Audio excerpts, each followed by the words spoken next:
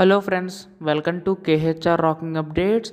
ఏపీలో సంక్రాంతి సెలవులు అనేవి ఎప్పటి నుంచి ఎప్పటి వరకు ఉంటాయో చాలామందికి అయితే క్లారిటీ అయితే లేదు. సో అఫీషియల్ అప్డేట్ అయితే వచ్చేసింది. సో స్కూల్స్కి కాలేజెస్కి ఎప్పటి నుంచి ఉంటాయో ఈ వీడియోలో తెలుసుకుందాం. అంతకంటే ముందు ఛానల్ని సబ్స్క్రైబ్ చేసుకోకపోతే దయచేసి ఛానల్ని సబ్స్క్రైబ్ చేసుకోండి. చాలామంది వీడియోని చూస్తున్నారు కానీ సబ్స్క్రైబ్ చేసుకోవట్లేదు. మీ యొక్క సపోర్ట్ ఉంటే ఎలాంటి వీడియోస్ నేను ఇంకా చేయగలుగుతాను.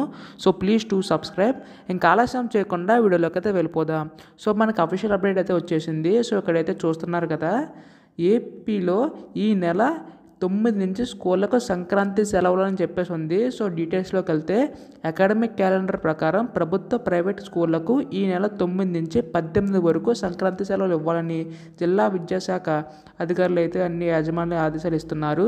సెలవుల్లో తరగతులు నిర్వహిస్తే కఠిన చర్యలు తీసుకుంటామని హెచ్చరిస్తున్నారు. 19న పాఠశాల ప్రారంభం కానున్నాయి. కాగా తెలంగాణలో ఈ నెల 12 నుంచి 17 వరకు సంక్రాంతి సెలవు ప్రకటించిన విషయం తెలిసిందే.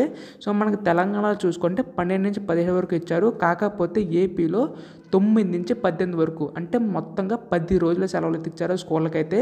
సో కాలేజెస్ కూడా ఈ విధంగా ఇచ్చే ఛాన్సెస్ అయితే ఉన్నాయి. సో దానికి సంబంధించి కూడా అఫీషియల్ అప్డేట్ రాగానే మీకు అయితే వెంటనే అప్డేట్ చేస్తాను.